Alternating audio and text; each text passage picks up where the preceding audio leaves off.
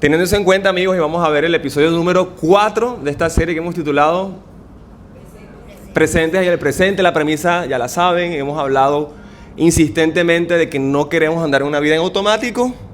Esa no es la vida abundante que Jesús nos ha prometido.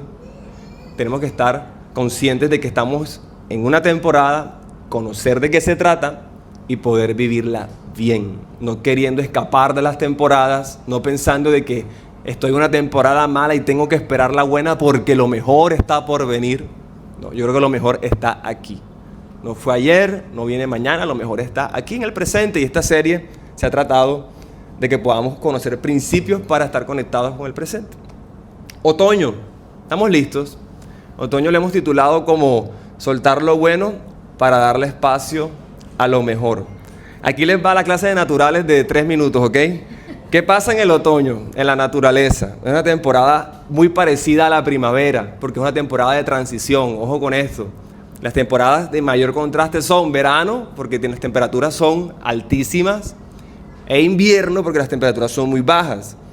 La primavera y el otoño son la transición entre una y la otra. La temperatura es muy similar en la primavera con el otoño, pero lo que pasa en la tierra en estas temporadas sí es muy diferente.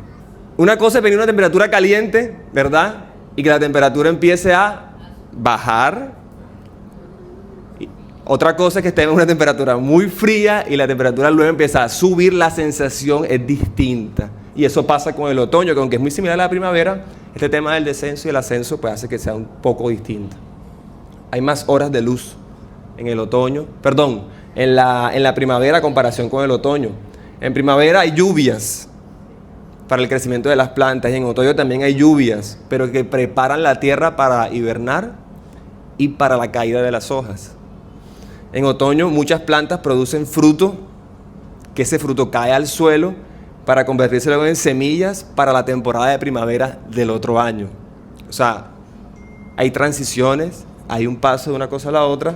También ciertos animales en el otoño mudan el pelaje para que venga un pelaje más grueso y se puedan preparar porque viene el invierno. Yo quiero hoy enfatizar en un detalle que pasa en el otoño, y es la caída de las hojas. Ahí en las notas creo que las aparece.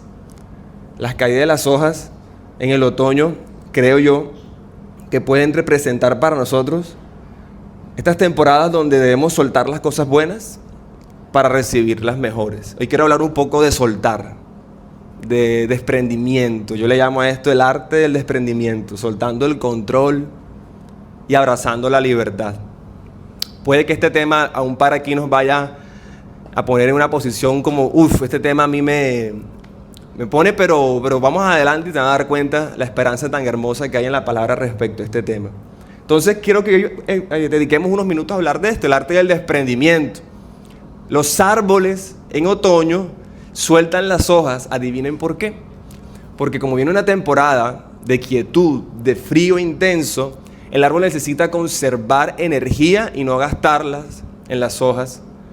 Entonces empieza a reducir los nutrientes, las hojas empiezan a secarse y se caen, para que el árbol en la temporada fría que viene pueda dedicarse a las raíces, al tronco y conservar energía, porque va a ser una temporada donde va a necesitar esa energía y no la va a desgastar en las hojas.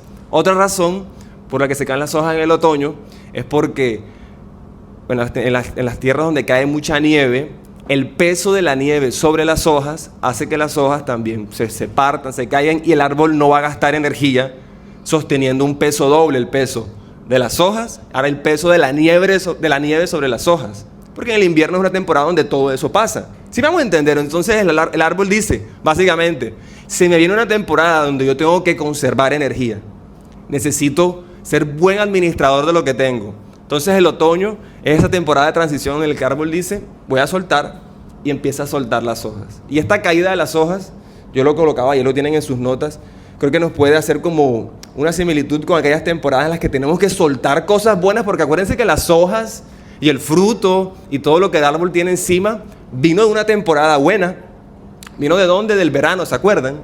Y el verano fue la temporada brillante de dar mucho fruto. Entonces el árbol literal tiene que soltar todo lo que ya había recogido de la temporada anterior, porque las temporadas siguen cambiando y el árbol no puede ser se me olvida siempre esta palabra, pero que no va a retener, tiene que soltar, porque si no suelta, entonces luego va a pasar un mal invierno.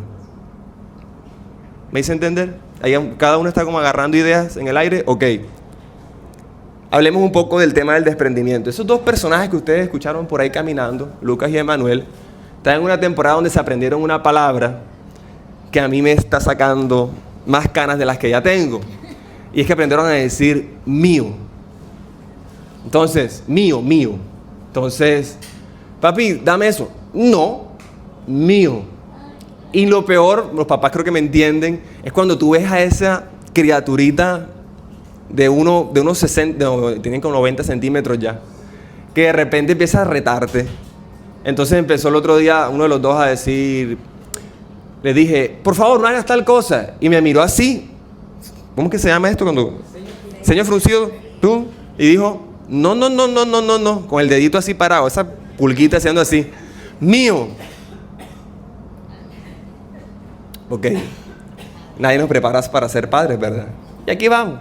Yo creo que el que tiene hijos grandes me dice, ay papi, lo que te falta. Déjenme vivir mi temporada. El cuento es que me encontré con este momento en el que, hombre, este muchachito ahora como que tiene sentido de pertenencia. Y ahora dice, esto es para mí. Me recordó mucho a nosotros, o bueno, voy a ser más respetuoso contigo, me recordó a mí, que cuando obtengo algo que me costó, luego empiezo a sentir que, obviamente sí, es mío, pero yo no lo voy a soltar. Tú no sabes lo que a mí me costó esto. Soltar no es una tarea fácil, porque soltar implica confiar. Ahí tienen eso en sus notas. Soltar implica ¿qué? Dile eso que tienes en la mesa cerquita, porfa. Dile, soltar implica confiar. Hay una historia en la Biblia, está en Génesis 22, del 1 al 15. No se las voy a leer, se las voy a contar. Es la historia de un hombre que se llama Abraham. Dato curioso, esta historia a mí me pareció siempre como tan dramática. Y es que Abraham, no sé si para los que tienen así como memoria de historias bíblicas, y para los que no, igual se las cuento. Él es un hombre que recibe una promesa. Y Dios le dice, de ti van a salir generaciones que van a bendecir a las familias de la tierra. Te vas a multiplicar, y le da una visión de cómo lo iba a hacer. Abraham recibió esa promesa. Luego de un tiempo, la promesa empieza a cumplirse y él tiene un hijo a costa de cualquier pronóstico que no se podía, casi a los 100 años, y ese hijo se llama Isaac. Y un día, dice la historia que acabé de mencionar en Génesis 22, de 1 al 15, que Dios le dice a Abraham que suelte. Y le dice, quiero que sacrifiques a tu hijo allá en el altar. Ahora, pongamos una pausa en esto. Cuando yo tenía una mentalidad distinta a la que tengo hoy, yo escuchaba esta historia y yo la normalizaba todo. Y decía, no, normal. Dios pidió, Abraham tiene que dar. Pero luego que soy papá, y me pongo en el contexto de, me estás pidiendo que sacrifique. O sea, que Dios tan sanguinario. No tiene sentido. ¿Y cuál es ese amor que tú dices? O sea, ahora luego entendí que hay un contexto de lo que la historia realmente te quiere comunicar, pero te quiero dejar un par de datos interesantes respecto a esa historia.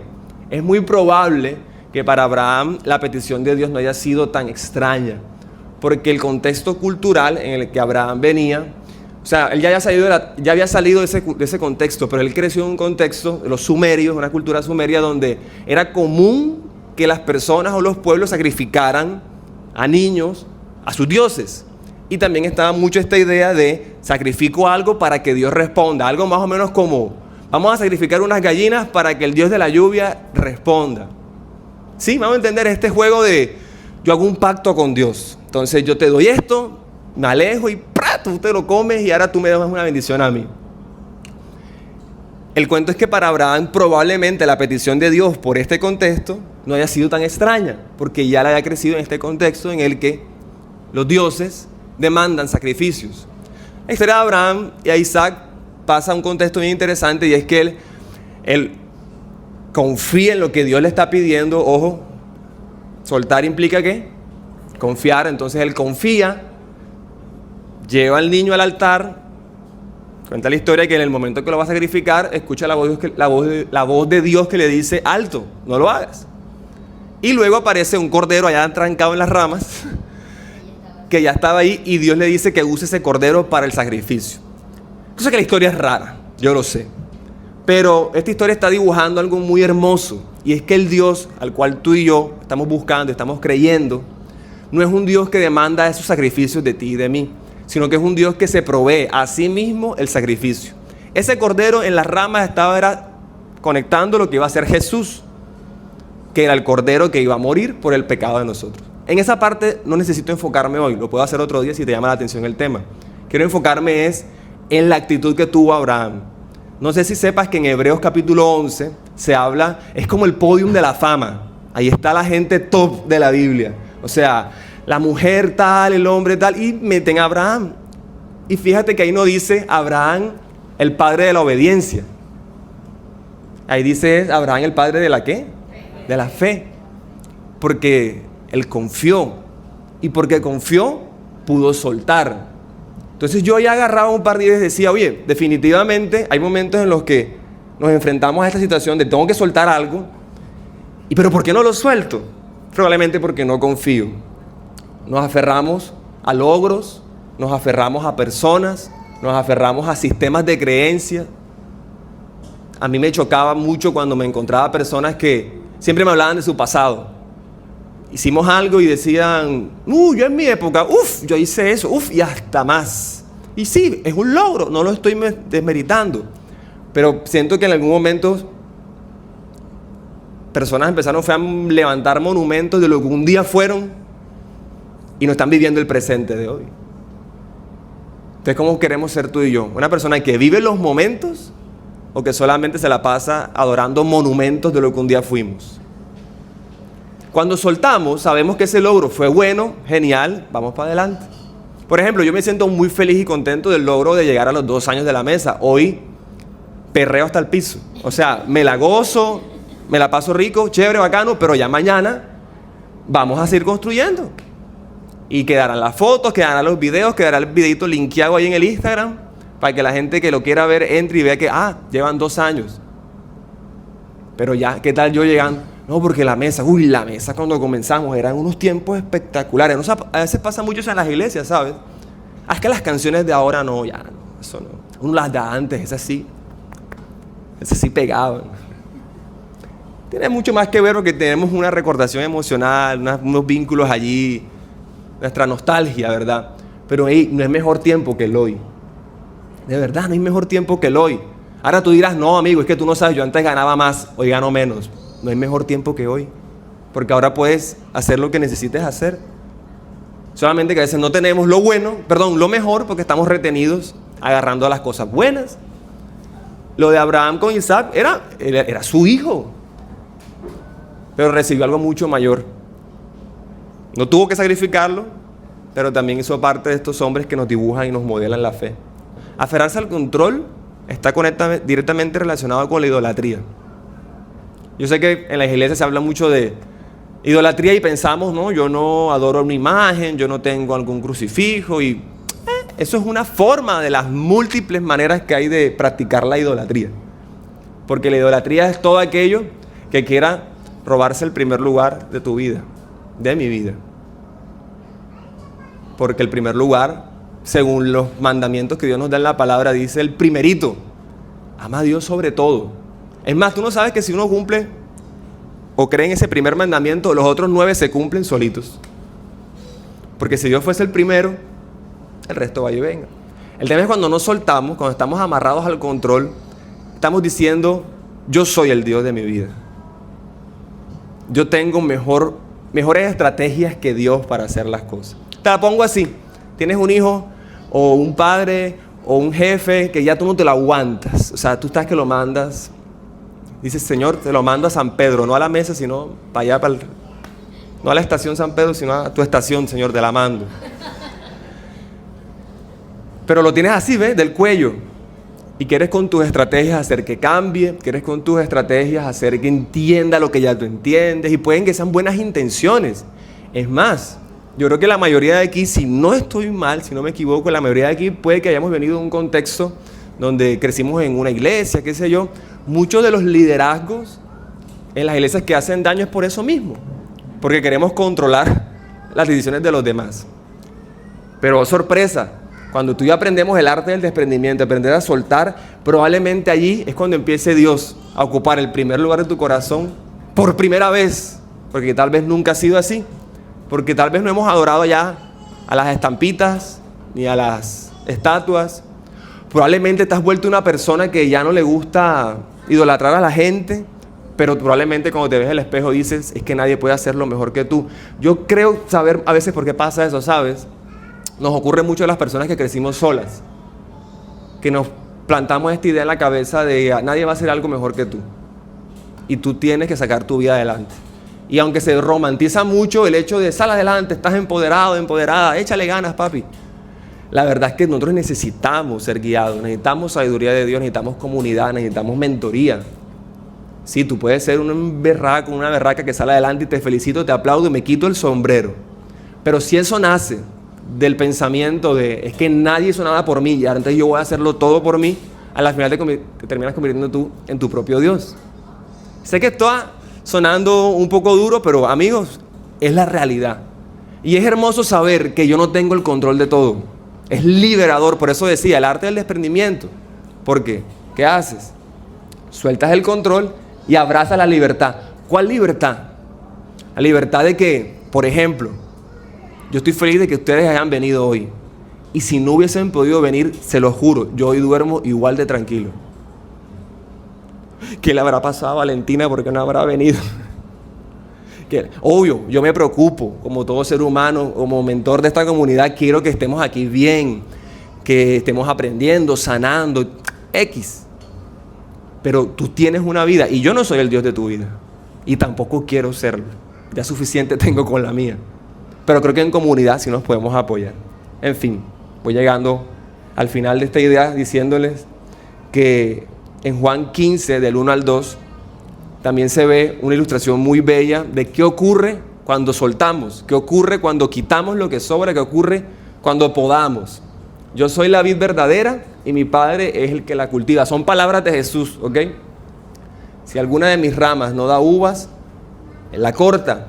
Pero a todas las ramas que dan fruto, mira que dice, las poda, para que den todavía más fruto. Te voy a decir la verdad, a mí me tocó ir a ChatGPT y hacer un par de preguntas para entender por qué rayos, si algo está dando fruto, lo voy a cortar para que dé más fruto. Pero la naturaleza funciona así. Muchas plantas, cuando están enfermas, tú tienes que cortar la parte enferma y aunque quede como un tallito así, flaquito como yo, así, es necesario. Y tú no sabes la vaina tan hermosa que es que lo que estaba a punto de morirse recibe el tratamiento de podar lo que no está sirviendo, soltar lo que no está sirviendo y luego da más fruto. El otro día publicé una historia en mi Instagram de estos niños corriendo desenfrenadamente por la sala de mi casa, del apartamento, y puse en la historia, miren, ve, esto me pasa todos los días, yo ahí lamentándome en plan de víctima. Yo, aquí me pasa esto toda la semana. Y la gente descarada, y que ¿para cuándo las mellas? Y yo, es mi chiste, ¿no? El cuento es que una amiga muy querida, que también tiene una nena, me escribe y me dice, oye, yo no sé cómo ustedes yo a ustedes los respeto tanto, yo no sé cómo han podido hacer que esa matica que tienes allá en el rincón de la sala esté viva.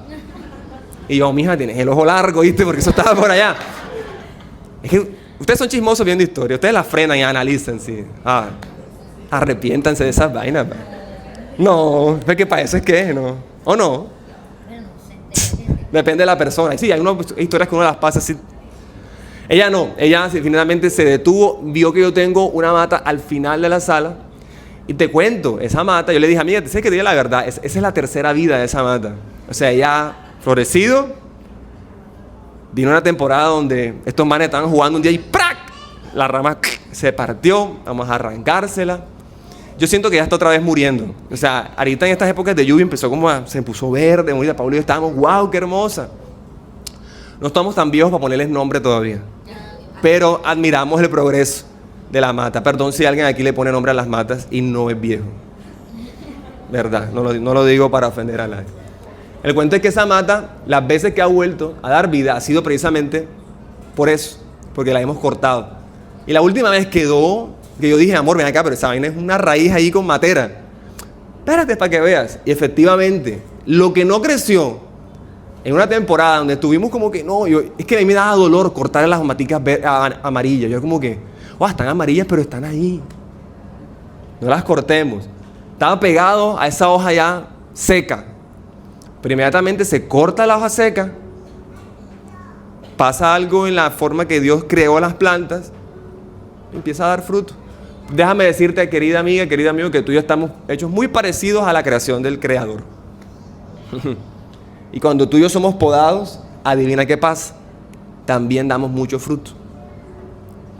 Te hago una pregunta. ¿Será que eso que estás esperando que ocurra, ese fruto que tanto has orado y que tanto has hecho, será que probablemente va a pasar es cuando te atrevas a soltar? ¿Soltar qué? El control de una persona, el control de soltar un hábito, soltar un sistema de creencias, porque tú dices, no, es que las cosas son así y punto, pero ¿qué tal si te das la oportunidad de cuestionar un poco el por qué piensas lo que piensas? Esto de soltar, como te digo, es liberador y permite que de ti empiece a salir mucho, mucho, mucho más fruto. No sé si a ti te enseñaron de que tú puedes hacer tratos con Dios en plan como que, Señor, voy a hacer un pacto contigo, yo te voy a dar tanto para que tú me des tanto, entonces ya tú sabes, Dios ayuda. Con la historia de Abraham yo entendí que con Dios este tema de los pactos es distinto. Nunca me van a ver aquí en la mesa diciendo, voy a llamarlos hoy a un pacto. ¿Cuántos pasan acá y pactan 1 millón de manzanas? Por 2 cosas no creo mucho en este tema. La primera, yo estoy abierto a que conversemos si tú piensas diferente, ¿ok? Pero por 2 cosas no entro en acuerdo con este pensamiento de los pactos. Y es que los pactos tienen que hacerse con personas que estén al mismo nivel. O sea, yo pacto con alguien que esté al mismo nivel. Y al yo decir que hago un pacto con Dios es como estoy oponiéndome al mismo nivel de Él o rebajándolo al mío. Y lo segundo, por esta historia, es que nos modela que nuestro Dios desde el principio estaba dibujando que nosotros podíamos hacer lo que fuese, dar lo que fuera, pero nada iba a ser suficiente para nuestra salvación. Y nada va a ser suficiente para nosotros recibir nuestro fruto. Esto no se trata de yo voy a dar muchos pactos, mucho dinero para que Dios me bendiga, porque entonces estaríamos tratando a Dios como el Dios de los sumerios. ¿Te acuerdas que te decía ahorita? Para que llueva, aquí te hago una gallinita. Nuestro Dios ya propició su propio sacrificio. Se ofreció a sí mismo, a Jesús, como sacrificio. Tenemos que hablar un poco más acerca de doctrinas y cosas más elementales de la Biblia, pero que son buenas poder redefinirlas y mirarlas desde otra perspectiva diferente. Ahora, si alguien está en desacuerdo conmigo, hablemos al final. Todo bien. Me gusta aprender. Pero a mí me hizo mucho sentido entender de que lo de Abraham con Isaac era un tema de confiar. Lo de Dios contigo hoy es un tema de confiar. Te está llegando una invitación hoy de amiga, amigo. Las hojas ya están amarillas. Estamos en otoño. Ya. Es hora que sueltes. Fue lindo, fue bonito mientras estuvo. Pero necesitamos soltar porque se vienen otras temporadas. Y si te coge el invierno con esas hojas marchitas, te vas a hacer daño. Hay una pregunta que no puedo evitar dejar de hacerla en esta mañana. Y es, ¿por qué te cuesta tanto confiar? No la vas a responder en voz alta, es para ti personalmente, pero en la respuesta a esa pregunta vas a encontrar muchas respuestas al por qué no has podido vivir bien las temporadas como pudiéramos estar viviéndolas. Yo tuve que hacer una oración muy honesta con Dios un día y decirle, ¿sabes qué? En este aspecto confío en ti, pero en este otro, no. Yo tuve que reconocerlo. A mí me costó mucho reconocerlo porque desde muy joven, cada vez que yo hablaba de Dios y de la paternidad de Dios, yo decía, es que Dios es mi padre. Pero hasta que no tuve los pantalones de decir, es que no confío. Y me di cuenta del por qué no confiaba, no pude sanar eso. Y hoy, efectivamente, mi mecánica con Dios ha cambiado muchísimo. Sigo trabajando en ella, pero ya confío un poco más. Solté este pensamiento controlador mío, es que yo tengo que hacer que las cosas pasen.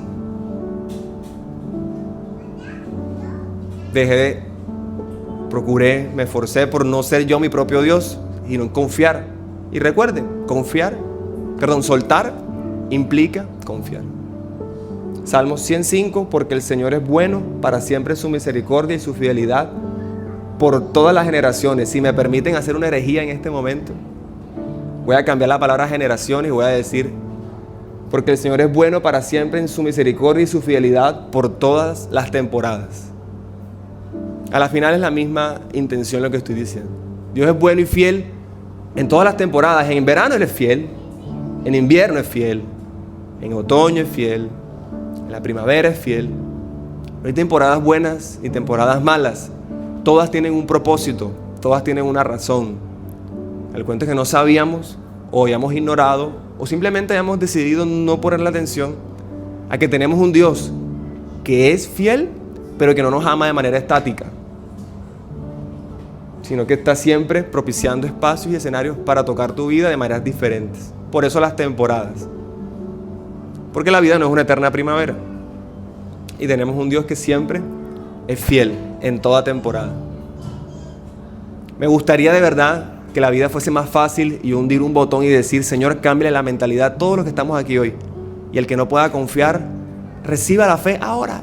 Y un rayo láser así. Pero eso no existe, amigo. Eso no pasa.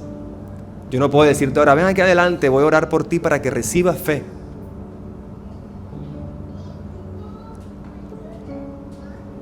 ¿Cómo es eso?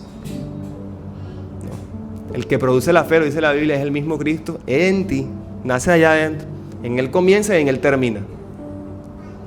El autor y el consumador de nuestra fe, Cristo. Punto. Entonces, si puedo terminar esta serie con una idea, es que si nos cuesta confiar, entremos en un ejercicio de sanar y resolver esas cosas. Identificar por qué nos cuesta tanto hacerlo y que empecemos a creer y a confiar de que en todas temporadas Él sigue siendo fiel.